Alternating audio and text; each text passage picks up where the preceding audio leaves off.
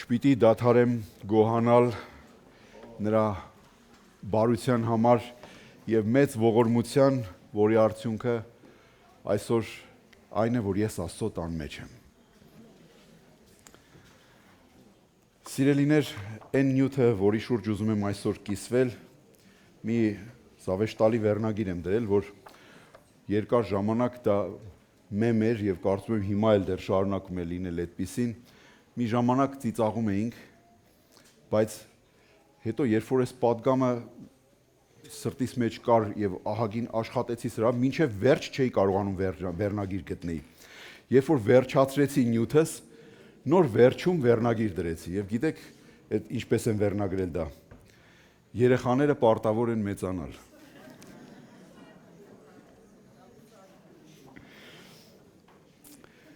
Մի քանի օր առաջ Զարուհու հետ մի այգու մոտով էինք անցնում, այն նախկին Ռոսիա կինոթատրոնի դիմացի այգին, որ այդ կարուսելները կա, այդտեղով էինք անցնում, մեկ էլ Զարուհին ասեց. «Սա մի օր մեր թորներին բերենք ստեղ այս կարուսել», ասի Զար, ոնց որ երեք լիներ, որ մենք մեր երեխեքին էինք բերում ստեղ, փոքր երեխա էին, պաղպաղակ էինք առնում, ուրախանում էին, ամեն կարուսելի համար ուրախանում էին, որ նստում էին, հիմա այդ երեխեքը արդեն երեխեք ունեն, ու հիմա էլ այդ երեխեքին պիտի բերենք այս կարուսել, ինչ շուտ անցավ։ Կյանքը հետաքրքիր է համենայն դեպս նրանով, որ ամեն բան մի տեղում չի մնում, գիտեք, մենք անցնում ենք փուլերով, կյանքի փուլերով։ Մենք ապրում ենք մեր մանկությունը, մեր անհոգ մանկությունը, որ այդպես էլ այդ տարիներին չենք գնահատում։ Ապրում ենք մեր պատանեկությունը, կարծես թե մի փոքր սկսելով ճանաչել այս աշխարհը, ապրում ենք մեր երիտասարդությունը եւ մտածում ենք, որ այդ երիտասարդությունը երբեք չի վերջանա եւ հետո դառնում ենք միջահասակ եւ մեզ նորից դեռևս համարում ենք երիտասարդ, մինչեւ որ հասկանում ենք, որ երիտասարդությունը անցավ։ Եվ մի օր էլ կգա ծերությունը, շատերի մոտ արդեն հասել է այդ պատկառելի տարիքը, երբ դու գիտես, որ հայտնվել ես կյանքի մայրամուտում եւ շուտով կավարտես։ Եվ ամեն փուլ կյանքի իր հետաքրքրությունն ունի։ Շարունակ մենք երազում ենք անցյալի կամ ապագայի մասին։ Ասում ենք երանի են երեխա ժամանակ, ինչ անհոգ կյանք էր։ Ոչ մի բանի մասին չէինք մտածում։ Այն մի փոքր բանն էլ որ կար, այնքան բեռ էր թվում, բայց դա բեռ չէր։ Բեռը չգիտեինք որն է։ Հələ պիտի գար, որ հասկանայինք, թե բեռը որն է այս կյանքի։ Իսկ ապագայի մասին երազում ենք, մենք միշտ լավ երազանքներ ունենք ապագայի վերաբերյալ։ Միշտ մտածում ենք, ինչ լավ է լինելու հետո։ Այդ լավ է, որ մենք այդպես ենք մտածում։ Եվ ամեն մի Աստծուն հավատացող գիտի իր ապագան եւ գիտի, որ այդ ապագան փայլուն է, լուսավոր, պայծառ, շողշողուն, երազելի, անպատկերացնելի, անմեկնաբանելի, անճառելի։ Եվ սա հրաշալի է, բայց մենք ապրում ենք ներկայի մեջ եւ պիտի ապրենք ներկայով։ Եթե երիտասարդ պապիկ ես, մի փախիր այդ պապիկությունից, վայելիր այդ պապիկությունը։ Եթե երիտասարդ տատիկ ես, վայ աման, ես ջահել եմ, ինձ տատի մի ասա։ Բա ինչ ասի։ Քուրս տատիկ ես պիտի ասի, վայելի այդ տատիկությունը։ Մենք պետք է ապրենք մեր ներկան վայելելով դա եւ ճիշտ ապրելով դա։ Որովհետեւ անցյալը մեր լավ ուսուցիչն է, ներկան այն է, որտեղ մենք կանք, մեր իրականությունը եւ մեր ապագան, որ մեր երազանքն է։ Սրանց տեղերը պիտի չխառնենք։ Սակայն կա մի ոչ նորմալ երևույթ, երբ մարդը չի գիտակցում իր աճը։ Տարիների մեջ առաջ է գնում, բայց հասկացողության, վարվեցողության, դատողության մեջ չի անում իր տարիներին համապատասխան։ Տեսեք, առաջի Կորինթացիս 13-րդ գլուխ 11 համարը այսպես է ասում. Երբ երեխա էի, երեխայի պես էի խոսում, երեխայի պես էի մտածում, երեխայի պես էլ տրամաբանում էի, բայց երբ տղամարդ դարձա, երեխայական բաները թողեցի։ Չգիտես ինչու, երբ ֆիզիկական մեր կյանքում, երբ որ մեկը իր տարիքից հետ է մնում, դա համարում են հիվանդություն։ Ահատուկ ախտորոշում են դա, եւ կան ներառական դպրոցներ, վայրեր, որտեղ այն երեխաներին, որոնք իրենց տարիքից մտային հետ են, իրենց ֆիզիկական տարիքից մտքով հետ են, զարգացման տարբեր ծրագրեր են անում, որպեսզի այս երեխան աճի եւ իր տարիքի համապատասխան աճ ունենա։ Սա համարում են հիվանդություն, սա ախտորոշում կա, դիագնոզ կա սրան։ Բայց երբ որ հոգևոր կյանքում մարդը չի աճում իր տարիքին համապատասխան, հոգևոր տարիներին համապատասխան, կարծես թե սրան ոչ մի անուն կամ վերնագիր չենք դնում։ Դե ասում ենք հավատացյալ է, մեր աղբերն է, մեր քուրն է, ոչինչ։ Բայց գիտեք, որ սա էլ հիվանդություն է, հոգու հիվանդություն, հոգևոր հիվանդություն։ Խոսքն ասում է, երեխայի պես էի խոսում։ Հիմա եկեք հասկանանք, ինչ է նշանակում երեխայի պես էի խոսում։ Առակաց 10:19 այսպես է ասում. շատ խոսելիս հանցանքը պակաս չի լինի, բայց իր շուրթերը զսպողը խելացի է։ Նկատել եք, որ երեխաները անընդհատ խոսում են։ Երեխաները շատախոս են։ Անընդհատ հարցեր են տալիս։ Զետրակ եղբայրը լավ է պատմում Հայկի մասին, ասում է,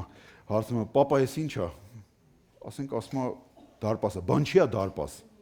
Բա ինչի համար է այդ դարպասը։ Բան չի է ինքը դարպաս։ Լավ, բացատրի ինչի է ինքը դարպաս։ Առյուծ է էսի, բան չի է առյուծ, որտեվ մուկ չի։ Բան չի մուկ չի, որովհետև առյուծ է։ Ու սենց շարունակ անընդհատ հարցնում են։ Ես շատախոս մարդկանց շատ եմ տեսել։ Խոսելիս գրեթե շունչ չեն քաշում։ Ընենց են անում, որ հանկարծ տեղ չգտնես մտնելու։ Անընդհատ ուզում ես մի բան ասես, մինչև դու շունչ ես քաշում, ինքը ասում է։ Հետո թողում ես վերջացնի, հենց նախադասությունը վերջանում, նորից ես շունչ քաշում, նորից է ասում։ Չես կարող մտնես մի բան էլ դու ասես։ Նկատել եք, որ հոգևոր հասակ եւ տարիք առած մարդիկ սովորաբար քչախոս են։ Անընդհատ չեն խոսում, խոսում են երբ պետք է եւ ինչ որ պետք է։ Նրանց խոսքը կշռադատված է, նրանց խոսքը իմաստալի է, նրանց խոսքի մեջ նյութ կա։ Բայց նկատել եք, մի երևույթ կա այսպիսի, երբ որ ենթադրենք միտեղ հյուր ես գնացել, մի լավ մթնոլորտ է ստեղծվել, մարդիկ հոգևոր քաղց են ցուցաբերում եւ դու ուզում ես ընդամենը խոսել, պատմել, ներկայացնել, որտեղ շատ լավ առիթ է, կարծես Աստված այս առիթը ստեղծել է հենց իրենց խոսքը հասցնելու համար։ Ուզում ես պատմես քո Հիսուսի մասին, ուզում ես պատմես նրա սիրո մասին, թե ինչ արեց նա այդ սիրո պատճառով, եւ հանկարծ հետդ մի հոգևոր մանուկ հերթ չի տալի, որ երկու բառ դու խոսես։ Ընկնում է, խոսում է, ասում է, չես իմանում, որտեղից սկսեց, ուր գնաց։ Գիտեք ինչ է ուզում անի։ Նրա նպատակը այդքան ինչ որ բան անելը չի։ Նրա նպատակը ապացուցելն է իր կողքի նստածին, որ հլտես ես ինչքան բան գիտեմ։ Երեխեքն են սենց անում, գիտեք։ Ես հիշում եմ մեր Միլենային փոքր երեխա էր։ Ասենք մեծերով երկու բառ իրար հետ խոսում, չէ՞։ Գիտես, ու մեկ էլ մի բան ասում էր։ Գիտես, ես կարամ անգլերեն խոսամ։ Բանը, անգլերեն խոսամ։ Որտից գիտես անգլերեն, ոչ մի բան էլ չգիտեր անգլերեն։ Բայց ամեն ինչը, ինչ ասում է, գիտես, ու ինքը մի բան ասում էր։ Հենց ուզում էր խոսայր, ինքը անընդհատ մեջ էր ընկնում մի բան ասում էր։ Երեխա էր, ինքը ուզում էր ապացուցել, որ դες էլ դուք այդպես մեծերով խոսում եք, ես էլ բաներ գիտեմ, մենակ դուք չեք։ Այսպես է նաև հոգևոր կյանքում։ Այն մարդիկ, ովքեր հոգևոր հասակ են առել, նրանք քչախոս են։ Եվ հատկապես շատախոսությունը, սիրելիներ, սա ցույց է տալիս դեռևս մանկություն։ Մանկություն։ Երեխաները խոսում են շատ անհեթեթ բաներ։ Լավ ֆանտազիորներ են, ու որպեսզի զարմացնեն դիմացինին, կարող են այնքան անհավանական բաներ հորինել։ Հիշում եմ մենք փոքր էինք, երեխա էինք։ դե մենք սերունդն ենք, այն ժամանակաշրջանում ենք ապրել մեր պատանեկությունը, որ այդ ֆիլմերը, բաները նոր էին եկել, այդ Բրուս Լիի մասին ֆիլմերը ու չգիտեմ ինչ, ու մենք լեգենդներ էինք հորինում ինքներս մեզ իրար պատմելու։ Դու գիտես, ասում եմ, մի անգամ Բրուս Լին ասում են, մի հատ էս պատին խփի տենանք մի վարկյանում քանի հատ կխփես, Բրուս Լին մի հատ խփում է, ասում են, մի հատ խփեցիր, հետո ուշադիր նայում են, տեսնում են 13 հատ ձեռի տեղ կա։ Իրանք չեն նկատել, որ 13 հատ խփել է։ Իրանց մի հատի պես պատմում, հորինում ենք, սես բան չկար։ Ինչի՞, անհեթեթ բաներ էինք խոսում, ինչի՞ երեխա էինք։ Նպատակներս որն էր իրար զարմացնելը, որ մի բան ասեն, որ դիմացինը զարմանա։ Սիրելի Աստծո ժողովուրդ, երբ որ դուք մի բան եք ուզում ասել, որ դիմացինին զարմացնեք, էսի մանկական հատկանիշ է։ Մի բան ասում են, ինչ որ մի բան ինֆորմացնելու, ինչ որ մի իմաստուն խոսք հաստատելու կամ ինչ որ մի բան ապացուցելու կամ ինչ որ մի բան ասելու, որ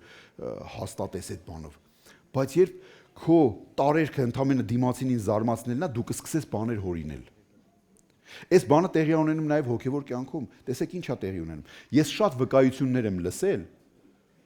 որ վստահ եմ, որ այդպես չի եղել։ Մարդը պատմում է։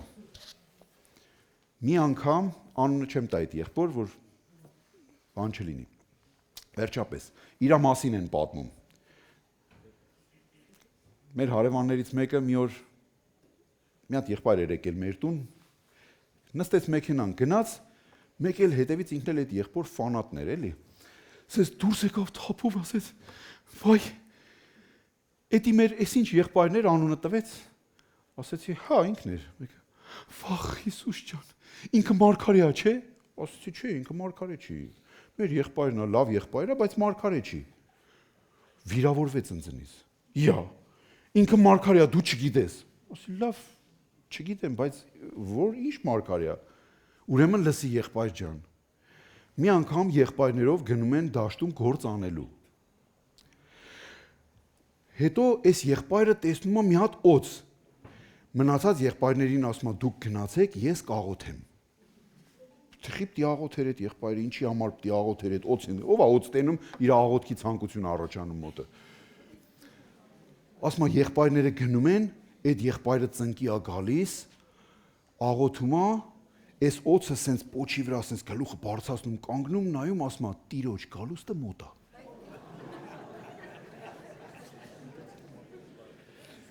Այս հարևանիս ասեցի, քո պատմելով ոչ թե այդ եղբայրն է մարգարեն, այլ օձն է մարգարեն։ Բայց չեմ կարծում, թե այդ եղբայրը ծնկել է, աղոթել է, օձն էլ հելել է, ասել է տիրոջ գալուստը մոտ է։ Անհեթեթ պատմություն, բայց գիտեք ինչի համար էին հորինել այս պատմությունները, զարմացնելու համար։ Մեկն էլ վկայություն էր տալի, որ սենց մեքենան ծառներից բարձր թռնելով եթում էր։ Մենք էլ մեջը նստած։ Գիտեք, Աստծո մոտ անհնարին բան չկա, էլի, բայց մի չափազանցրեք։ Դուք դրանով ավելի Աստծուն, ավելի ամենակարող չեք կարող դարձնել։ Աստծո համար խնդիր չկա այդ ավտոյով ծառերի վերևով տանել, կարող առանց ավտոյի էլ ծառերի վերևով տանի։ Կարող առանց ինքնաթիռ։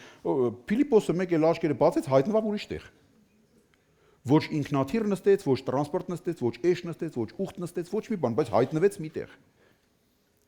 Աստված սա կարող է, բայց ինչի մենք չափազանցնենք։ Մեր հրաշքների պատմության մեջ մեկ էլ ուզում ենք մի քիչ համտանք, մի քիչ էլ բան ենք կողից հորինում, որ ավելին էս համով լինի, էլի սիրուն լինի։ Էսի մեր ֆանտազիան է, մեր մանկությունն է։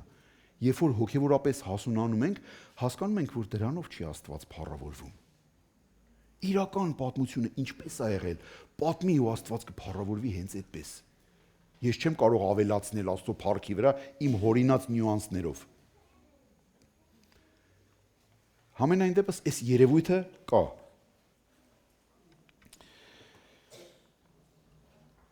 Երեխաները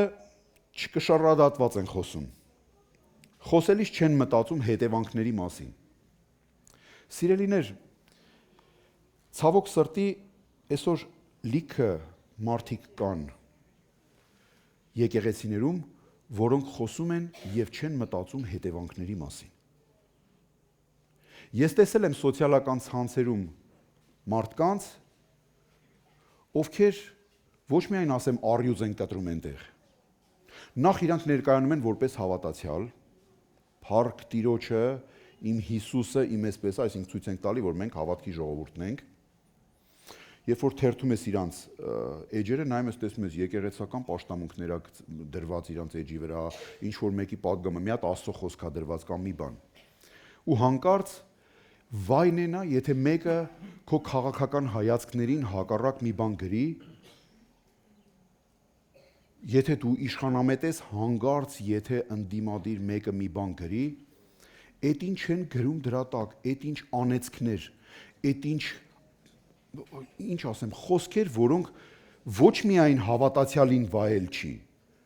այլ նաև մարդ տեսակն է կասկածի տակ դնում, էլի դու ես ինչ տեսակի մտածողության մարդ ես, ինչպես կարելի է։ Էլ կոպիտ բառերով, էլ չգիտեմ ինչով, էլ գիտեք մարդիկ կան արցախցիներին են կպնում, մեր ինչ եք ուզում այդ ժողովրդից։ Ինչով է ձեր արունն ավելի կարմիր։ Մարդ են, մեր պես, իմ ու քո պես, կարող է ինձնից ու քեզնից է լավը։ Ինչի եք պիտակավորում, ինչ ասես գրում են տակը, կամ մեկը հանգարց ընդդիմադիր լինի, մի հատ իշխանամետ ինչ ասես գրի, կամ հակառակը դրա, մեկը հանգարց իշխանամետ լինի, բանը, ընդդիմադիրները, ինչ ասես գրեն, դա ձեր իրավունքն է, հասկանում եք, առիթը օգտագործելով սա ասեմ, դիմաց է հիմա ընտրություններ կա։ Քո իրավունքն է, քո քաղաքական ուժին ընտրելը, որպես Հայաստանի Հանրապետության քաղաքացի։ Սա քո իրավունքն է։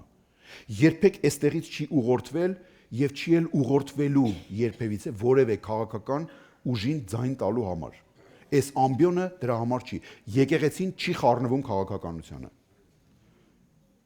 Մեր խնդիրը աղոթելն է մեր երկրի համար, մեր երկրի արթնության, բարօրության, այս երկրում արդարության հաստատման, Աստծո թագավորության հաստատման համար։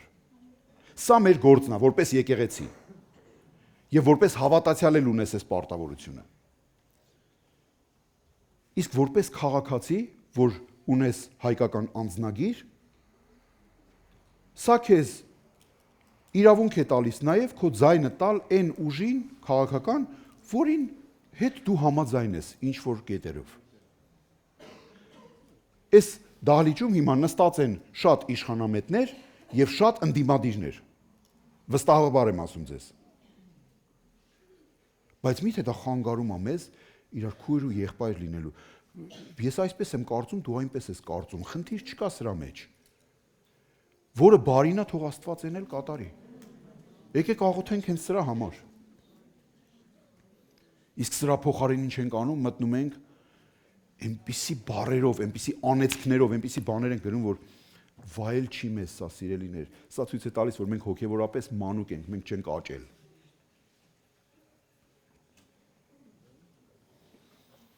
Երեխաները շռադատված չեն խոսում։ Եվ գիտեք ինչա տեղի ունենում։ Այդ խոսքի հետևանքն ասեմ։ Դուք աշխատեք, ես ասում եմ մի բան, որ կարծում եմ իմաստուն բան եմ ասելու։ Ձեր քաղաքական հայացքների մասին մի կիսվեք ձեր սոցիալական էջերում։ Աղոթեք։ Ունեցեք ձեր կարծիքը։ Բայց տեսեք, եթե դու իշխանամետ ես, խոսում ես այդպես, որպես եկեղեցու անդամ, որպես այս եկեղեցու անդամ, դիցուկ։ Եվ հանկարծ ընդդիմադիրը անցնում է, նա քեզ նայում է որպես թշնամի, այս եկեղեցին դառնում է հալածանքի առարկա։ Մարդը նախապաշարվում է այս եկեղեցու դեմ եւ ինչ ասես ասում է։ Ամեն ջանք գործադրի, որ քեզ մի վատություն անի, որովհետեւ դու էսի աշխարհ է, սիրելիներ։ Աշխարհում էսպես է։ Այնտեղ ներել չկա։ Այնտեղ կա վրեժ։ Կամ եթե դու ընդդիմադիր ես, գրեցիր, ցույց տվեցիր այսպեսին ու հանկարծ նորից իշխանությունը մնաց իշխանության։ Դու նորից կհայտնվես հալածանքի մեջ, ոչ թե դու, այլ եկեղեցին կդարձնես հալածանքի առարկա։ Ինչի համար։ Չէ որ քո դիրքորոշումը դա եկեղեցու դիրքորոշումը չի, դա քո անձնական դիրքորոշումն է։ Բայց քանի որ քեզ ճանաչում են որպես հավատացյալ եւ ես եկեղեցու անդամ, դա կարող է վատ անդրադառնալ եկեղեցու վրա։ Ուստի եկեք շատ իմաստուն վարվենք այս հարցերում։ Ճիշտ վարվենք, Աստծո ուզածի պես վարվենք։ Անցնենք առաջ։ Երեխաները սիրում են անընդհատ ուշադրության կենտրոնում լինել։ Երբ որ հանկարծ ուշադրությունը իրանց վրայից շեղվում է, պատրաստ են ամեն չարություն անեն, թեկուզ վատ բան, բայց ուշադրությունը շեղվի նորից իրանց վրա։ Իրանք լինեն կենտրոնում։ Քանիսը այս բանը տեսել եք։ Այդպես է։ Կամ մի բան կասեն, կամ մի չարություն կանեն, կամ մի շարժվեն, մի բան անեն, որ նորից ուշադրությունը դառնա ինքը։ Այսպիսի հիվանդություն եւ մանկական հատկություն ասեմ, լավ։ Կա նաեւ եկեղեցում։ Մարդիկ, որոնք ուզում են միշտ ուշադրության կենտրոնում լինել։ Ասենք, հիմա միտեղ համերգ էր կազմակերպված, ինչ որ ասում եմ, դահլիճում մի հոգի, երկու հոգի կլինեն, որ կհասկանան ինչի մասին եմ ասում, բայց անուններ չեմ տա։ Համերգ էր կազմակերպված եւ հավաքված էր երգչախումբ, բավականին մեծ երգչախումբ, որի հետ մեր քույրերից մեկը աշխատանք էր տանում։ Ամբողջ այդ ձայները, բաները դե դրված էր արդեն նոտայա գրված բան, բայց խորը ղեկավարել էր պետք, չէ՞։ Երգչախումբը ղեկավարող այդ քույրիկը ամբողջ աշխատանքը ինքն արեց։ Վերջի օրը արդեն համերգի օրը, երբ որ բոլորը հավաքված էին, բոլոր ամբողջ դահլիճը լիքն էր, ով ասես կարել դրսից ու այս եկեղեցուց ու այն եկեղեցուց հավաքվել էին, մի եղբայր, որ միշտ սիրում էր առաջինը երևալ, հենց խորը շարվեց, վազավ կանգնավ այդ խորի դիմացը, ձեռները բարձրացրեց, որ ինքը ղեկավարի այդ երգչախումբը, որ կարծես թե ամբողջը ինքն էր արել։ Ես հիշում եմ ինչ տեղի ունեցավ այդտեղ։ Երգչախումբը զարմացած էր, ինքը փորձում էր կենտրոնում լինել եւ ցույց տալ, թե ես ով եմ, ես ինչ կարող եմ անել, իսկ այն ով որ աշխատել էր դրա համար, ես հիշում եմ իր ապրումները։ Ինչ ես ուզում անընդհատ կենտրոնում լինել։ Մի հոգու էլ ճանաչում եմ, ինքը անընդհատ բաներ էր կազմակերպում, այս կողմ, այն կողմ, հանկարծ մի օր ուրիշն է մի բան կազմակերպում, կանչում է իրան նստում, մի հատ է ժամ տալի, ասում է այսքան ժամանակի մեջ կտեղավորվես, էլի խոսքը տեղավորվես, վատանում, վիրավորվում, ոնց կլինի դու ին վրա ժամ դրեցիր։ Սիրելիս, ինչ ես ուզում անընդհատ կենտրոնականը դու լինես։ Հիշեք, սա մանկական հատկանիշ է։ Սա նշանակում է չհասունացած։ Սա նշանակում է դեռ հասակ չառած։ Տարիները անցնում են, մարդը մնում է նույնը, չի փոխվում։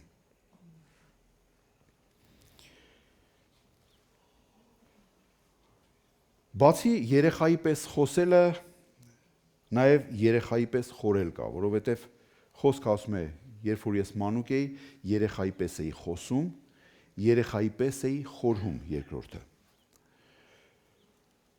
Գիտեք, որ երեխեքը նեղած կոտ են, շատ նեղած կոտ են։ Հանկարծ մի բան իր սրտով չարեցիր, մռութները սենց են անում, ունքերը կիտում են, այսպես նայում են, յանի դուրս չեկավ, ես նեղացա քեզնից։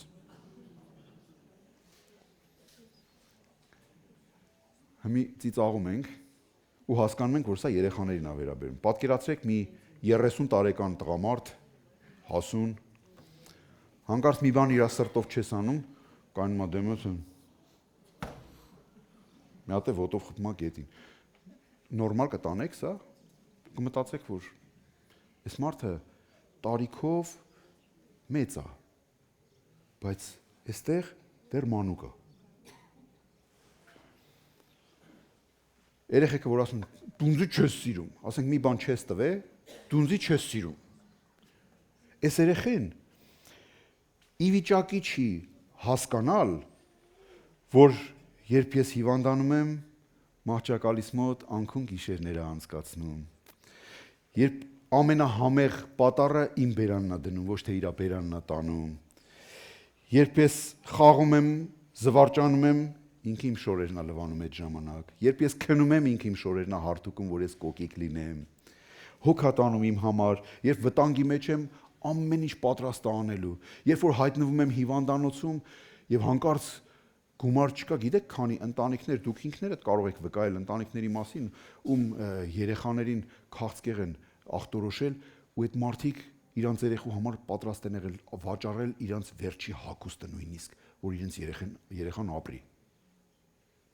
Բայց դա ընդամենը երեխա է։ Նա չի հասկանում այս զոհաբերությունը։ Նա չի կարող գնահատել սա։ Նա նայում է մենակ մի բանի։ Չտվեցիր, ուրեմն ինձ չես սիրում։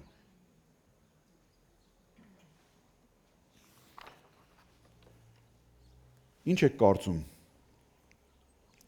Պողոսն ինչու չէր գայթակղվում։ Ամենանվիրվածն էր, բայց անցնում էր հալածանքների, բանտերի, գանահարությունների միջով եւ վերջում էլ գլխատվեց։ Եկեղեցում այսօր մարդիկ կան, որոնք հələ մարդուց նեղանալը ոչինչ։ Մի բան ուզեցի, չտվեցիր։ Կարող է պատճառներ կար չտալու։ Եկեք ըմբռնումով մոտենանք, լավ։ Բա որ Աստծուց են նեղանում։ Աղոթեցի, չպատասխանեց։ Ես ճանաչում եմ այդպիսի մարդու։ Ես ասում եմ, ինչի՞ ես հեռացի Աստծուց, ինչի՞ ես հիմա հակառակ կյանքով ապրում։ Ինչ եղավ քո հետ։ Ասում եմ, ես դժվար վիճակի մեջ էի, աղոթեցի, Աստված ինձ պատասխան չտվեց։ Բա ով պատասխան տվեց։ Սատանան։ Գիտեք ինչ պատասխան տվեց։ Անենց գլուխը կերավ, անենց կործանեց, որ հետ վերականգնելն այլևս անհնար է թվում։ Հնարավոր է, որ մենք Աստծուց մի բան խնդրենք, բայց Աստված մեզ չտա։ Այո։ Ինչի համար չի տալիս։ Ոչ թե որ չի սիրում, այլ որ սիրում է։ Եթե հոգևոր մանուկ ես, դու սա չես հասկանա, որովհետև սիրել նշանակում է բավարարել քո բոլոր պահանջները։ Սա մանկական մտածելակերպ է։ Եթե դու եկել ես սուր սրած դանակ, որ sense մատիդ կպցնում ես, կտրում է։ Երեխան sense գալիս է ձեռը գցում է, ուզում է բռնի ու դու հետ ես քաշում այդ։ Ուզում է չես տալի իրան։ Դու լավ ես անում, չես սիրում այդ երեխին, որ էդի չես տալի, չգիտես որ 10 կվնասի իրան։ Մարդիկ կան, տիրոջից հարստություն են ուզում, փող են ուզում, վիճակ են ուզում, Աստված չի տալի, նեղվում են։ Աստված գիտի, որ տվեց կործանվելու ես։ Քեզ խնայելով է, որ չի տալիս։ Մարդիկ բժշկության համար են աղոթում, չեն բժշկվում, Աստծուց վիրավորվում են։ Ինչ եք վիրավորվում, սիրելիներ։ Վերջի մենք քո միլիոն տարի չենք ապրելու։ 100 անգամ աղոթել ես, բժշկվել ես, այս մի անգամն էլ Տերը որոշել է, որ ժամանակը տա։ Ինչ ես վատ զգում։ Գիտի, որ մնաս լավ չի լինելու, ամենահարմար ժամանակն է վերցնելու։ Ինչի ես նեղվում սրանից։ Ինչի ես վիրավորվում, դու ինձ չես սիրում։ Եթե մեկը կարող է Աստծուն ասի դու ինձ չես սիրում, ես նորմալ չեմ համարի, այդ մարդուն կասեմ, այս մարդու հետ մի բան այն չի։ Հավատացյալ եկեղեցու մարդ, եթե մեկը կանգնի ասի Աստված ինձ չի սիրում, ես չեմ կարծում, որ իրան նորմալ կվերաբերվեն կամ փորձեն հասկանալ իրան։ Սա այդ վիրավորանքները, այդ գայթակղությունները, սրանք մանկական բաներ են, սիրելիներ։ Հիմա տեսեք, թե Պողոսն ինչ է ասում 2 Կորինթացիներին 11-րդ գլուխ 23-ից 27 համարներն եմ ուզում ընթերցել ձեզ համար։ Քրիստոսի սպասավորներ են, խենթությամբ եմ ասում, ես առավել ևս, վաստակով առավել ևս, հիմա տեսեք, գանահարությամբ առավել ևս, բանտարկությամբ առավել ևս, մահվան վտանգով բազում անգամ, հրյաներից 5 անգամ 40-ից 1-ով պակաս հարված եմ ընդունել, 3 անգամ խարազանվել եմ, 1 անգամ քարկոծվել, 3 անգամ նավաբեկության ենթարկվել, մի ցերեկ, մի գիշեր ծովի անդունդի մեջ եմ մնացել, բազմաթիվ ճանապարհորդություններ, վտանգներ գետերից, վտանգներ ավազակներից, վտանգներ ազգակիցներից, վտանգներ հեթանոսներից, վտանգներ քաղաքում, վտանգներ անապատում, վտանգներ ծովում, վտանգներ սուտ եղբայրներից, հոգնություն ու աշխատանք, բազմիցս արթուն մնալով, քաղցի ու ծարավի մեջ, բազմիցս ծոմի մեջ, ցրտի ու մերկության մեջ։ Եվ սա ասում էր Աստծո անգերազանցելի նվիրյալը։ Ես չեմ գտել համենայն դեպս Աստվածաշնչում նրանից ավելի նվիրյալ մեկին։ Ու իր ամբողջ կյանքը նվիրեց Տիրոջը։ Ինչ աներ։ Այսքան բանի միջով անցնող մարդը ինչ պետք է աներ, պետք է գայթակղվեր, ասեր, ես քեզ եմ ծառայում, ես ինձ քեզ եմ ընծայե, քեզ եմ տվել, որ դու սենց անես իմ գլխին։ Տրամաբանությունը կարծես էս էր հուշում։ Բայց հիմա տեսեք, թե ինչ է ասում նա Հռոմեացիների 8-րդ գլխում 35 համարը կարդանք։ Արդ Քրիստոսի սիրուց մեզ ով կբաժանի։ Տառապանքը, նեղությունը, հալածանքը, սովը, մերկությունը, վտանգը, սուրը, ինչպես որ գրված է, ամբողջ օրը քեզ համար սպանվում ենք եւ որպես մորթվելու ոչխար համարվեցինք։ Բայց այս բոլոր բաներում առավել եւս հաղթում ենք նրա միջոցով, որ մեզ սիրեց։ Նայ, ասում է մեզ սիրեց։ Այսպես են սիրում։ Պողոսն ասում է այո։ Ներողություն։ Որովհետև հաստատ գիտեմ, շարունակում է նա, որ ոչ մահը, ոչ կյանքը, ոչ հրեշտակները, ոչ իշխանությունները, ոչ զորությունները, ոչ ներկայիս եւ ոչ գալիք բաները, ոչ բարձրությունը, ոչ խորությունը, ոչ էլ ստեղծված մի ուրիշ բան չեն կարող մեզ բաժանել Աստծո սիրուց, որ մեր Տեր Հիսուս Քրիստոսի մեջ է։ Փառք Տիրոջը։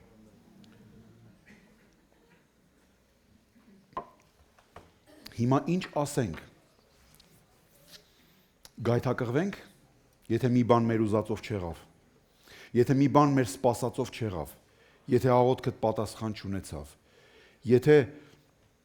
դու հավատարիմ եղար Տիրոջը եւ տեսնում ես, որ կարծես թե մի ուրիշ ուղղության վրա է գնում։ Մի անգամ, երբ մենք նեղության մեջ էինք, բավականին ֆինանսական լուրջ նեղության մեջ էինք, Զարուհին ասեց. Սամ, բայց մենք Աստծուն ենք տալի։ Տիրոջն ենք տալի։ Հետո հարգանք ենք ցանում, բայց վերաբերմունքը, որ մենք ուրիշներից հաճախ ստանում ենք, այդ չի։ Մենք այդ ենք ցանել, ինչ ենք ուրիշ բան հնձում։ Գիտեք ինչ պատասխանեց իրան։ Ասի Զար, իսկ ով ասե, որ հիմա է հնձելու ժամանակը։ Դու ես որոշում, երբ պետք է հնձես։ Դու Աստծո ժամանակի մեջ պետք է հնձես դա։ Սպասի, հունձքի ժամը կգա։ Ցանելուց հետո ջրում են։ Գոհությամբ, հավատով, սպասումով, մինչև որ կգա ժամանակը։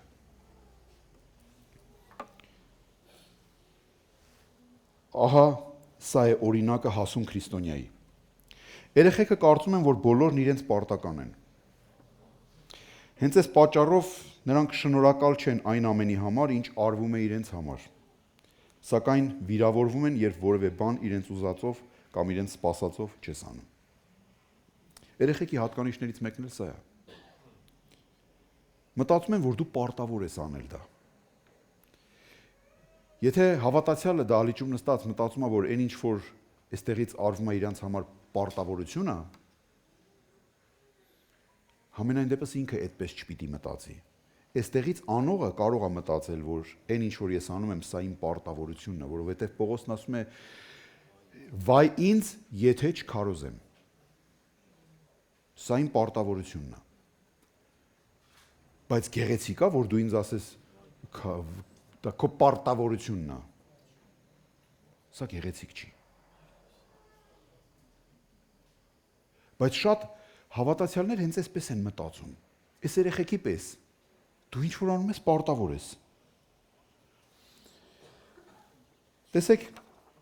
նրանք չեն գիտակցում իրենց մատուցվող ծառայությունը։ Դրա հոգևոր բաղադրիչը նույնպես չի գնահատված եւ աննկատ է նրանց կողմից։ Տեսեք, խոսքի մատակարարում։ Նրանք, ովքեր որ խոսքով ծառայում են եկեղեցում, դա լինի տնային խմբակներում, դա լինի այստեղ ամբիոնից, չորեքշաբթի օրը կամ կիրակի օրը, նրանք լավ գիտեն ինչ է նշանակում խոսք պատրաստել։ Համար առաջին, սա մեծ պատասխանատվություն է։ Դու գործ ունես Աստծո տնտեսության հետ, Աստծո հարսի հետ գործ ունես։ քո ամեն մի ուղղորդումը այստեղից, քո ամեն մի խոսքը քարտեզի պես է, որ դու տալիս ես իրանք, որպեսզի իրանք գնան հասնեն փեսային։ Եվ գիտեք, ինչ պատասխանատվություն է սա, եթե հանգարց սխալ քարտեզ տաս։ Մի անգամ մենք Զարուհի հետ գնացինք մեքենայով Վրաստան, եւ այնտեղ իրենց օթանավակայանի կողմերում էինք, որոշեցինք, որպեսզի հետ չգանք, մտնենք քաղաքով նորից էլի գնանք նորից Հայաստանի սահման, ասեցի մի հատ քարտեզի վրա բան տանք էլի, հələ տեսնենք կարճ ճանապարհ չկա։ Տվեցինք կարճ ճանապարհ շատ։ Ջան, ասենք էլ ինչ ենք եթում ընդեղով։ Կարճով կմտնենք, կանցնենք։ Մտանք այդ քարտեզով այդ ճանապարհը։ Սկզբից ասֆալտապատ ճանապարհ էր։ Հետո գնացինք, դարձավ մի քիչ քանդված ճանապարհ, հետո դարձավ մի քիչ ղռոտ ճանապարհ, քարքարոտ, հետո ճանապարհը պրծավ, դաշտ սկսվեց։ Ոչ մի ճանապարհ չի երևում, բայց քարտեզը սենց լրիվ ամայի բան է, ոչ մի նկար ցույց չի տալի, ոչ մի գիծ ցույց չի տալի, բայց սենց ուղիղ ասում սենց քշի։ Անձրև եղանակ։ Փոսերա ջրով լցված, չգիտես ինչ խորության է, մտնես այդտեղ մեքենայով դուրս կգաս, թե դուրս չես գա։ Բայց արդեն էլ հետ չի կարող դառնալ, 40 րոպե քշել էի։ Ասիկ լավ, հեսա երևի կպրծնի, հեսա դուրս կգանք ճանապարհ, երևի էս կարճ տարածքն է։ Քշեցինք, դու մի ասա, մտել ենք ադրբեջանական գյուղեր։ Հայկական համարներով, այդ սարերի մեջ ոչ մի շուրջը, այնտեղ եթե մեզ խորով էին ուտեին, մարդ խաբար չէր լինի, որ այդ երկրագնդի վրից մարդ պակասեց։ Չոլ։ Աղոթելով գնացինք այն հովիվները, ման գառնարազներ էին այդ սարի վրա, ով տենում այն մեկին սենց ամ լնայ, մատերով ցույց են տալի, այս խելառնով է եկել աստեղ։ Այդպես խելառ քշեցինք,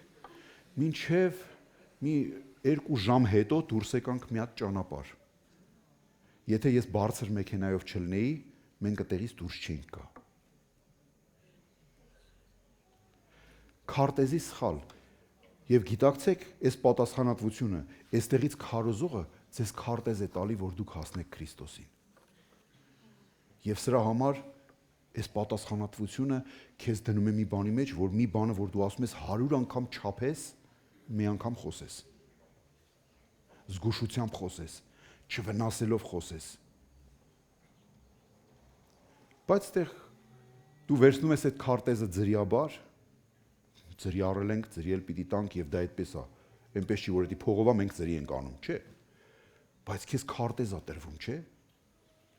Եվ դու ասում ես, դա քո պարտքն է։ Եվ շնորհակալ ես դրա համար։ Մեկը, որ քեզ 1000 դրամ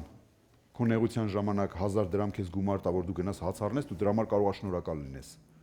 Բայց հոգևոր ծառայության համար դու շնորհակալ չես լինում։ Իրենց համար աղոթք անող, գիտեք, կարող է սրանից հետո որ ասեմ մի քիչ ծեծ ուտեմ, բայց ոչինչ կասեմ։ Մեր հովիվը այս ամեն աթոռի համար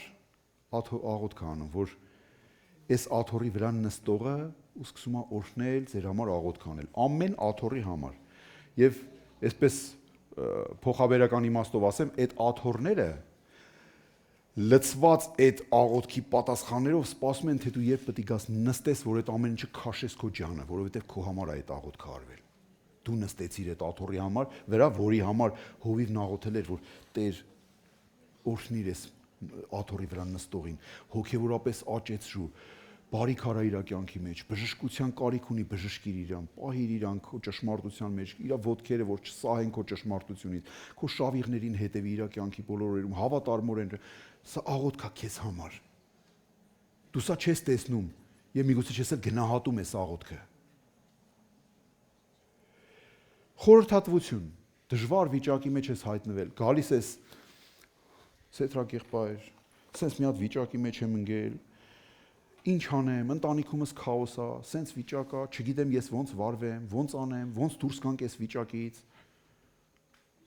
խորհրդատվություն է տալիս հովիվը, խոսում է, ցույց է տալի որն է ճիշտը, աղոթում է քեզ հետ միասին, քո հոգսի համար, քո դժվարության համար։ Վեր կացար, գնացիր, արեցիր խորհրդով, գալիս ես ուրախությամբ, հաջողվեց, փառք Տիրոջը, Աստված լուծում տվեց։ Շատ բարի։ Ինչ արժեր այդ խրատն ու այդ խորհուրդը քեզ համար։ Երեխաները սրա գինը չգիտեն։ Հասուն մարդիկ գիտեն գնահատելը։ Փառաբանության խումբը ստեղ գալիս է, աշխատում է, երեխեքը հավաքվում են, երգ են սովորում, որ կան երգեն, դու էլ դրան տակ Տիրոջը վայելես։ Գնահատելու բանա թե չէ։ Փառք Տիրոջը։ Թատերախումբը պատրաստվում է, այդ զատիկի բեմականացումներ են անում, էս են անում, են անում, գիտեք հեշտ է։ Բոլորը աշխատող, բոլորը մեկը ուսանող, մեկը աշխատող, մեկը չգիտես որտեղ չեն կարող հարմարացնել իրիկվա ուշ ժամին իրանց հանգստի հաշվին կան ստեղ անեն, դնեն բան, որ դու գաս այդտեղից մի հատ հոգևոր դաս առնես, մի հատ հետ գնաս, լավ չեմ ասում քո համար, ես իմ ինչ հայտնություն եղավ, այդ պատմությունը դու կարդացել ես Աստվածաշնչում, բայց այդ ժամանակ որ դու մի հատ տեսար, մի հատ վերապրեցիր դա, մի հատ թարմացավ, քո մեջ մի հատ շարժ եղավ, մի հատ նոր ձգտում դեպի, մի հատ նոր նվիրում Տիրոջը։ Այս արժեք ունի սա, թե արժեք չունի։ Բա գնահատենք սա, թե չէ։ Երեխեն չի գնահատի, հասունը կգնահատի։ Կարգ ու կանոնի ծառայություն։ Գնահատելի է, թե չէ։ Սիրուն ավտոները շարում են, որ մեկը չգան հենց կանգնի, որ գաս հեճեղելա, որ գնաս մի տեղի ավտոկայանատեղի, նայես տենաս մեկը սենց կներեք ես բարիս համար լոթի ավարի, սենց երկու ավտոյի տեղ սենց զանի տարե կանգնելա, ու մտածում ես, լավ մարդ, մի քիչ սենց կանգնեիր, մենք էլ կային կանգնեինք, մի 3 կռուգա մանավանդ քաղաքում, հիմա ահավորա ոչ մի կանգարի հնարավորություն գրեթե չկա։ Մենք հաճախ Զարու հետ, որպեսզի միտեղ գնանք, տանում ենք մեքենան կանգնացնում ենք մետրոյի մոտ, նստում ենք մետրո, գնում ենք մեր հարցերը լուծում ենք, հետ ենք գալի նստում ենք մետրոյից, մեր մեքենան գնում ենք տուն, որտեղ կանգար չկա։ Ինչի համար ինչ որ մեկը որոշել է տենց կանգնի, այն մեկը նենց է կանգնում։ Սիրուն շարում են մեքենաները, դահլիճում հետևում են կարգու կանոնին, մի հատ հանկարծ քրկում եք, հազում եք, միանգամից ջուր են բերում հասցնում ձեզ։ Սիրուն դասավորում են որտեղ նստեն, որտեղ չնստեն, հյուրեր կան, հյուրերի տեղը պահում են։ Լավ ծառայություն է, թե վատ ծառայություն է։ Փառք Տիրոջը այդ ծառայության համար։ Արժեք ունի դա, թե չէ։ Գնահատենք սա, թե չգնահատենք սա։ Գնահատենք։ Մանուկը չի գնահատի, պարտավոր ես անում ես։ Բայց հասուն մարդը գնահատում է ամեն ինչ։ Երեխուն բանը ջուր ա ուզում, ջուրը բերում տալիս ես ձեռը, վերցնում ա ագահաբար խմում ա, բրդում ա դեմը կամ չգիտեմ ինչ։ Մարդուն մի հատ ջուր ես ուզում, վերում ա շնորհակալ եմ։ Ջուրը խմում ա։ Սա է տարբերությունը մեծի եւ մանկան։ Եվ երրորդ բանը ասում է երեխայի պես էի տրամաբանում։ Որոշ թարգմանությունների մեջ գրված է համարում, բայց ռուսերեն բառը գրված է рассуждать, այսինքն տրամաբանել։ Հիմա տեսեք, երեխաների մոտ տրամաբանությունը մոտ է 0-ին։ Որովհետև տրամաբանությունը գիտեք ինչ է, ես փորձեցի դրա սահմանումը հանեմ, վերծանեմ եւ ներկայացնեմ այսօր ձեզ։ Տրամաբանությունը, այսպես է գրված,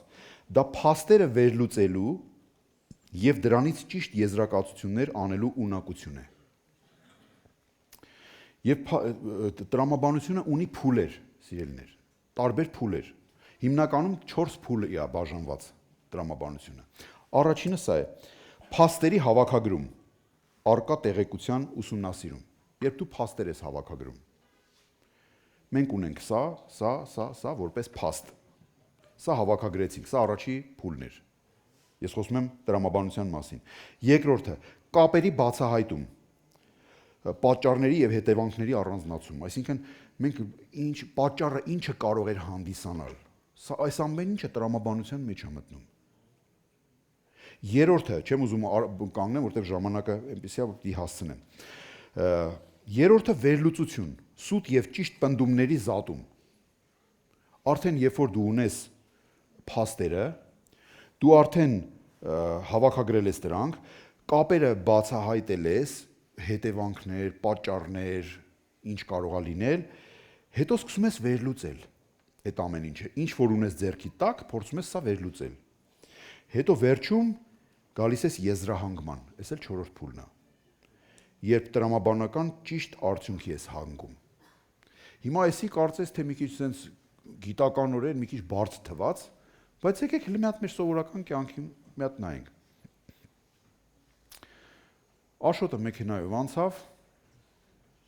բարև չտվեց ինձի։ Ես ունեմ փաստ, տրամաբանում եմ, իմ փաստերի հավաքագրում եմ անում։ Աշոտը, вообще-то ուշադիր տղա է։ Եկավ անցավ մեքենայով, այդ որ մեկն աշկերը փագավ տոքշում։ Աշկերդ բաց դեմն ես նայում, ես էլ դեմն էի կանգնած։ Այսինքն նա հավանականությունը, որ նա ինձ չտեսավ, շատ ցածր է։ Երրորդ փաստը նա է, որ ինքը ինձ բարև չտվեց։ Ու գնաց։ Հիմա դրանից հետո ես փորձում եմ կապերի բացահայտում անեմ, երկրորդ փուլին եմ ուզում անցնեմ, պատճառների եւ հետևանքների առանձնացում։ Հիմա պատճառը ինչը կարող է, այն օրը մի հատ բան ասեց, մի հատ ուղում արեցի, երևի սրտին մնացել է։ Դրա համար էլ սենց է վերաբերմունք ցույց տալ ինձի։ Հասկացա, այսի խոսում եմ դերևս սխալ տրամաբանության մասին, մանկական հոգևոր մանկական տրամաբանության մասին, երբ որ ամեն ինչ դեպի վատն ես մտածում։ Երրորդը վերլուծություն։ Շատ լավ։ Սուտ ու ճիշտ պնդումների բան, փաստերս կա, բանը կա, կապերի բացահայտումը կա, հիմա վերլուծում եմ, հասկանում եմ, որ շատ սխալ վարվեց ինքը եւ եզրահանգում, տրամաբանական ճիշտ արդյունքի հանգում, որ մի երկու անգամ էլ ես իրան բարև չտամ արհամարեմ, կհասկնա արհամարանքը որն է։ Սա այս բոլորը միասին կոչվում է տրամաբանություն։ Իսկ հնարավոր է ճիշտ տրամաբանել, մեծի պես տրամաբանել։ Տենաս ախպերս էդ ինչ հոգս է, էդ ինչի մասին է մտածում, շատ հաճախ մարդը նայում է մի կետի վրա, չի էլ հասկանում, որ այդ կետին է նայում։ Հնարավոր է նայեմ աչքերիդ մեջ, բայց քեզ չտեսնեմ։ Որովհետև մտազբաղ եմ միտքս ընենց բանի վրա, այնքան մտահոգիչ բան ունեմ մտքիս մեջ, որ իմ աչքը չի տեսնում են, ինչին ես նայում եմ։ Վայ, փաստորեն բանը փաստերի հավաքագրում, ախպերս ինձ բարև չտվեց։ Ճանապարհի վրա էի, բան, ուրեմն էս ինչ վիճակ է, էս ինչ ա եղել ախպորս, էս ինչ դժվարության մեջ է ախպերս։ Վերլուծություն եմ անում, հասկանում եմ, որ էսի շատ լուրջ բան պետք է լինի պատճառը, եւ հանգում եմ մի եզրակացություն, աղոթեմ ախպորս համար, մի հատ էլ հələ զանգեմ, բանին տեսնեմ, հələ ախպեր, հո բան չի եղել, աշճան։ Սա նորմալ է այս տրամաբանությունը, թե չէ։ Եվ Կորինթացիների թուղթը նաև սրա մասին է խոսում։ Ասում է երեխայի պես էի խոսում, երեխայի պես էի մտածում եւ երեխայի պես էի տրամաբանում, խորհում, համարում ունեի այսպես։ Սա է մանկությունը հոգևոր։ Եվ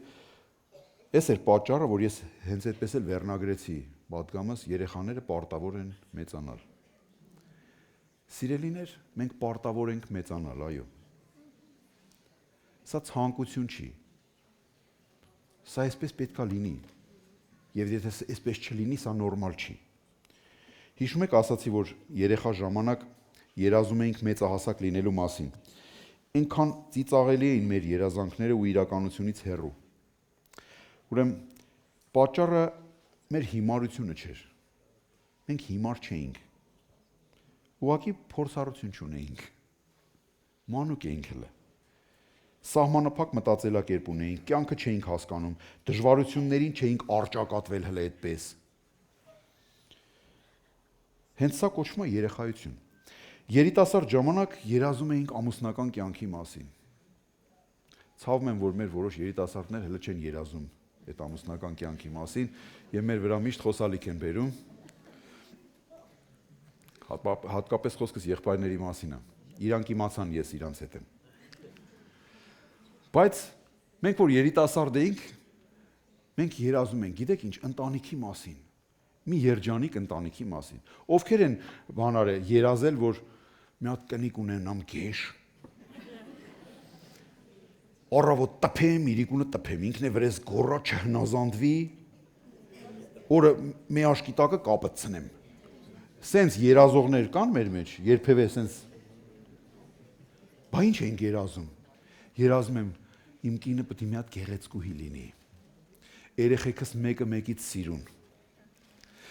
Հետո մենք պետք է միշտ սիրով լինենք։ Քաղցր պետք է լինենք։ Մենք պետք է չկռվենք իրար հետ ընդհանրապես։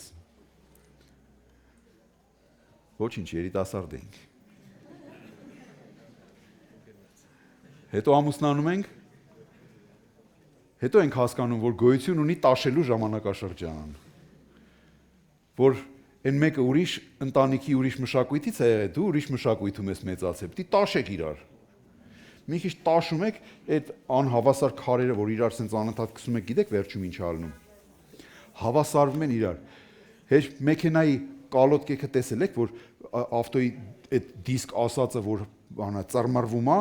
կալոտկեքն էլ է տենց մաշվում, որ հանում ես, դնում ես իրար վրա, ճիշտ սենց իրար վրա հագնում է, բայց որ դնում ես մի հատ հարթ տեղ, այն էլա ծուռ։ Հիմի որոշները տենց են տաշում իրար, երկուսն էլ ծռվում են։ Որոշները երկուսն էլ դզվում են։ Բայց այսպես թե այնպես սա մանկական երազանք էր, որ մենք երազում ենք, որ մենք ընդհանրապես չենք կռվում։ Չկա տենց բան, սիրելիներ։ Վիճաբանություն միշտ լինելու է, տարաձայնություն միշտ լինելու է, անհամաձայնություն միշտ լինելու է։ Խնդիրը սա է, մենք ոնց ենք լուծելու այս խնդիրը։ Հոգևոր մարդիկ լուծում են այս հեղինակությամբ, երբ որ չեն գալի ընդհանուր հայտարարի, ասում են, արի տենանք հլա Աստվածաշունչն ինչ ասում։ Գնում ենք Աստվածաշնչի մոտ եւ վերջապես ամուսինը հաղթում է։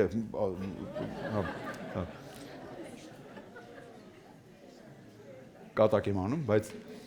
գալիս ենք այս ճշմարտությանը։ Եթե կինն է Աստվածաշնչով խոսում, ինքն է հաղթում, եւ հպարտ տղամարդը ինչքան էլ հպարտ լինի, պետք է ասի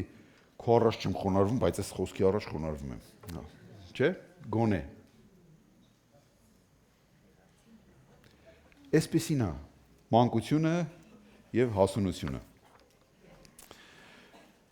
Մարդիկ եկեղեցում ցկտում են տարբեր պաշտոնների եւ ավետարանն ասում է, որ ճիշտ են անում։ Ասում է, եթե մեկը երեցության է ցկտում կամ եպիսկոպոսության, լավ բան է անում։ Բայց ոչ թե մանկական պատկերացումներով, այլ գիտակցված։ Արդյոք դու գիտակցում ես ինչ է այդ պաշտոնը։ Դա մեծ պատասխանատվություն է, դա ժամանակ է, դա ուրիշի բեռ վերցնել է, ուրիշի բեռ կրել է, քո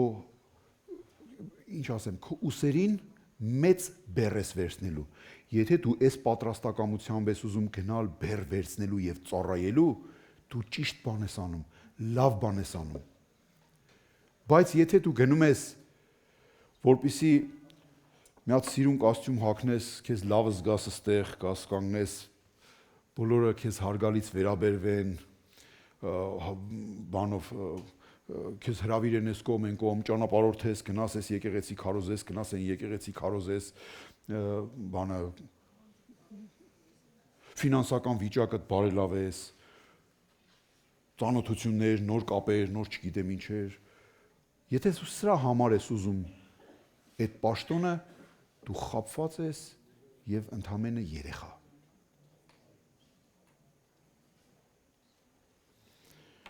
Մի քանի բան էլ ասեմ ու վերջացնեմ։ Եկեք հասկանանք մի բան, որ Աստված մեզանից պտուղ է սպասում։ Հասունության պտուղ։ Ամեն տարիքի համապատասխան Աստված պահանջ ունի քեզանից։ Քո հոգևոր տարիքի համապատասխան։ Մենք բազմիցս խոսել ենք սրա մասին, որ երեխաներից դու մեծ բաներ չես պահանջում, որտեղ նա երեխա է։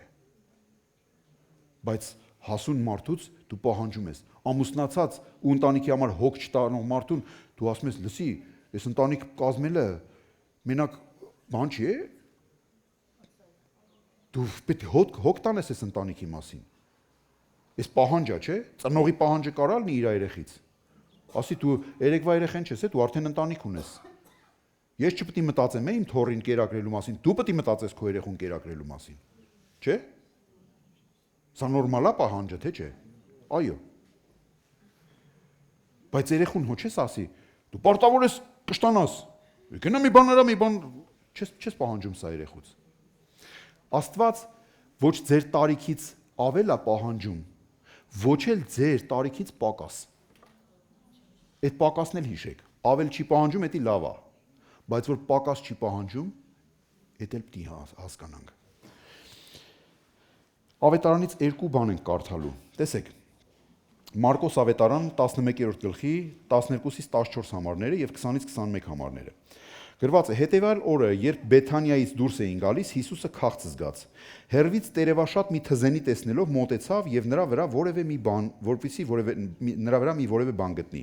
Բայց երբ մոտեցավ, տերևներից բացի ոչինչ չգտավ, որովհետեւ դեռ թզի ժամանակը չէր։ Հիսուսն ասաց թզենուն. «Թող ոչ ոք այլևս քեզանից պտուղ չուտի հավիտյան»։ Նրա աշակերտները լսում էին։ Առավոտյան նույն տեղով անցնելիս տեսան այն թզենին արմատից չորացած, եւ Պետրոսը հիշեց ու ասաց նրան. «Ռաբի, տես այն թզենին, որ անիծեցիր, չորացել է»։ Ես որ կարդացի այս համարը, դե շատ անգամ եմ անցել այս համարի վրայով, բայց այս անգամ որոշեցի մի քիչ կանգնեմ այս համարի վրա, որտեղ խոսքը վերաբերում էր պտղին, խոսքիս համապատասխան էր, եւ մտածեցի այս ուղղությամբ։ Հասկանալի է, երբ որ եկա ծառ ես, բայց պտուղ չունես, ես սա կհասկանամ։ Մեղադրելի է։ Բայց այդտեղ գրված ասում է, թզի ժամանակը չէր։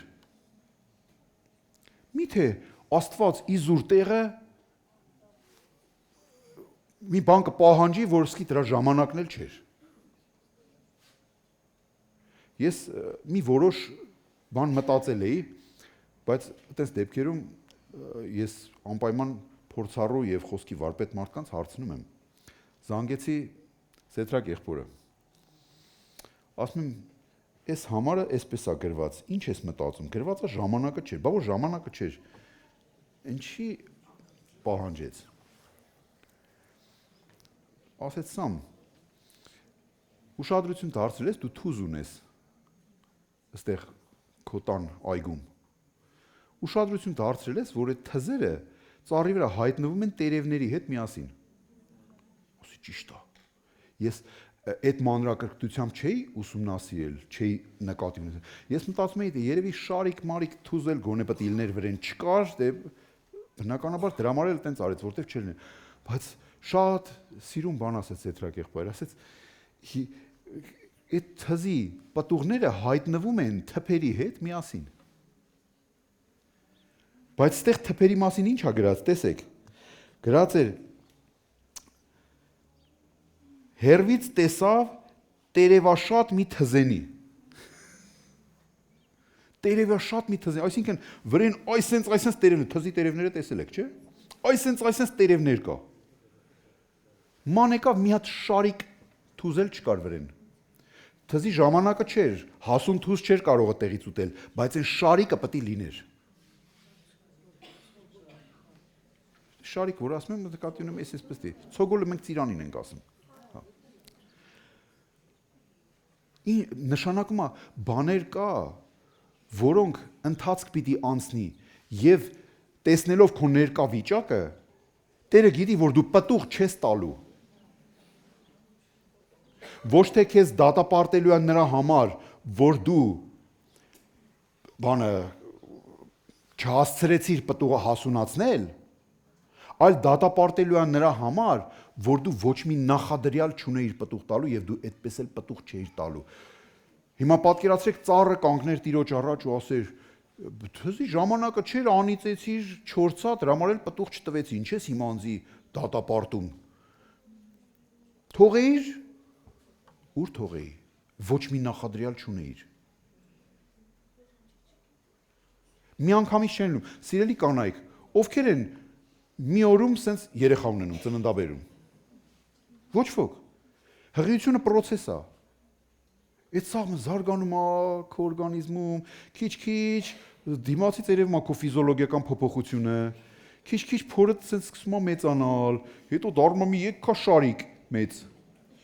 Հետո նոր երեխա ես ունենում, ծննդաբերում ես։ Եթե չկա հղիություն, չի լինի նաև ծննդաբերություն։ Սա փաստ է։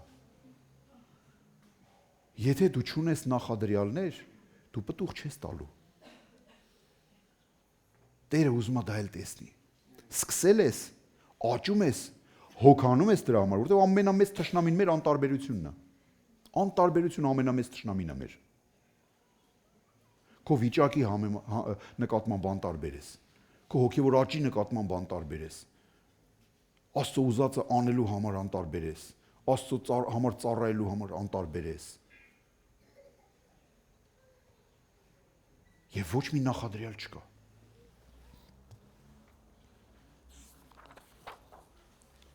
Ղուկաս ավետարանում մի նմանատիպ պատմություն ենք կարդում 13-րդ գլխում 6-9 համարներ, այսպես է ասում. Այս առակն էլ ասաց. մի մարդ իր այգու մեջ թզենի էր տնկել, գնաց նրա վրայից պտուղ հավաքելու, բայց չգտավ։ Եվ այգեպանն ասաց. ահա 3 տարի է ինչ գալիս եմ այդ թզենու վրայից պտուղ հավաքելու, բայց չեմ գտնում։ Կտրիր այն, ինչու հողը զբաղեցնի։ Իսկ նա պատասխանեց. Տեր, այս տարի էլ թող դրան մինչև 4 կողմը փորեմ ու գոմաղ պլցնեմ, թերևս պտուղ տա, ապա թե ոչ եկող տարի կկտրես այն։ Թզենին արդեն 3 տարիա պետք է պտուղ տար։ Տերը նայում է, արդեն 10 տարվա հավատացյալ ես, 10 տարիա Աստծո տուն ես գալի, 5 տարիա Աստծո տուն ես գալիս, 30 տարիա Աստծո տուն ես գալիս, պտուղ չկա, նույն բարկացողն ես, նույն անհամբերն ես, նույն անազնիվն ես, նույնպես սուտ ես խոսում, ոնց որ սրանից 20 տարի առաջ։ Ու ասում կտրեմ սրան։ Հիսուս Քրիստոս ունենք հոր աչում նստած բարեխոս։ Ասում հայր, թող այս տարի էլ մշակեմ։ Լավ պայմաններ ստեղծեմ իր շուրջը։ Փորեմ, գոմաղ պլցնեմ, պարարտացնեմ, ջրեմ, գուցե այս տարի պտուղ տա, բայց եթե չտա, խոսքը գիտեք ինչ ասում, եկող տարի կտրի։ Մենք այնքան զգուշ պետք է լինենք սիրելիներ։ Մենակ խոստումները հռչակելով վազելը չի։ Պտուղը պետք է լինի։ Եթե պտուղ չկա, իզուրա աստեղ նստելդ։ Կացինը ծառի արմատների մոտ դրված է։ Այն ծառը, որ պտուղ չի տալու, կտրվելու է այդ ծառը։ Այստեղ հաշվի չեն առնվելու քո տարիները։ Այստեղ հաշվի առնվում մի բան, պտուղ, ինչ ունես, հանուն Քրիստոսի, ինչ արեցիր, ինչպես ապրեցիր, հոգ արեցիր, աղոթեցիր, ջանք արեցիր, չստացվեց մի տարի, չստացվեց 2 տարի, չստացվեց 3 տարի, ինչ արեցիր։ Արդյոք, ինչպես որ Սուրբ Գիրքն ասում, արյուն թափելու չափ հակառակ կեցար դու այդ մեղքին։ Ուրա պտուղդ, սիրելի եկեղեցի։ Ներողություն։ Հովհաննես ավետարանը 15-16-ում այսպես է ասում. Դուք չէ, որ ինձ ընտրեցիք, այլ ես ձեզ ընտրեցի, ու ձեզ կարգեցի, որպեսզի դուք գնաք եւ պտղաբերեք, ու ձեր պտուղը մնա։ Ահա թե ինչի համար Աստված քեզ ընտրեց։ Քեզ ընտրեց, որ դու պտուղ բերես։ Եվ այդ պտուղը մնա։ Աստված ամեն մեկիս վրա պտուղ է փնտրում։ Առակները հենց այնպես չեն գրվել, դրանք զգուշացումներ են։ Եվ վերջի միտքը ասեմ ու ավարտեմ սրանով։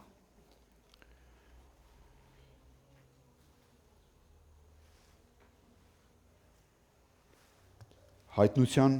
2-րդ գլուխ 5-րդ համար։ Հիմա միտքդ բեր, թե որտեղից ընկար, ապաշխարիր և քո առաջվա գործերն արա։ Գիտեք ինչա նշանակում այս համարը։ Դու մի ժամանակ գործեր ես արել, պտուղ ես ունեցել, որ ես հավանել եմ։ Հետո թողել ես դա։ Սա ասում էր Եփեսոսի եկեղեցուն, որ իր առաջվա սերը թողել էր։ Մի ժամանակ դու այդ սիրո պտուղը ունեիր եւ ես դա հավանում էի, բայց հետո թողեցիր։ Հաճախ մենք անհոգ ենք գտնվում այդ պտուղներին պահելու գործում։ Անհոգ ենք գտնվում։ Այսինքն պտուղը ձեռք բերեցիր, մտածում ես, որ սա ձեռք բերում էր, վերջացավ։ Չես մտածում սա պահելու մասին։ Ուշադրությունը թեքում ես մի բանի վրա, բայց սա կորցնում ես։ Սա պետքա անեիր, բայց նա էլ չթողնեիր։ Սա է Սուրբ գրքի ճանապարհը, որ մեզ ցույց է տալիս։ Մենք չենք կարող աստիճան կառուցել, եթե դու առաջին աստիճանը կառուցել ես, երկրորդը դրել ես, երրորդի ժամանակ առաջին ու երկրորդը քանդես, նորից դնես, հետո մի հատ քանդես, չորրորդը դնես, քանդես, հինգերորդը, դու չես կարող այսպես անել։ Աստիճանը աստիճանի վրա են դնում, քարը քարի վրա են դնում, որ պատ դառնա։ Դու չես կարող առաջի շարքը հանել, հետո պատը մնա օդի մեջ։ Տեսեք, սրա համար Հովհաննես 15:16-ն ասում է, որպեսզի դուք գնաք եւ պտուղ բերեք ու ձեր պտուղը մնա։ Միգուցե մի ժամանակ համբերող էիր։ Հիմա ոչ։ Հիմա ուզում եմ կողքինիդ մի բան ասես։ Ասա միտքդ բեր, թե որտեղից ընկար, ապաշխարիր եւ քո առաջվա գործն արա։ Սիրում էիր Աստծո ժողովրդին, չէ, այդ մի ասեք, այդ թողեք ես ասեմ, հետո նորից դուք ասեք։ Սիրում էիր Աստծո ժողովրդին, ոչ մեկի հետևից չէիր խոսում, հիմա թողել ես դա, կողքինիդ ասա, միտքդ բեր, թե որտեղից ընկար։ Ապաշխարիր եւ քո առաջվա գործերն արա։ Հիմա չենք ասում, համեստ էիր առաջ, շատ համեստ, շատ խոնար, շատ քաղցր, հիմա չէ։ Կողքինիդ ասա, միտքդ բեր, թե որտեղից ընկար, ապաշխարիր եւ քո առաջվա գործերն արա։ Առաջ ազնիվ էիր, հիմա այդքան էլ չէ։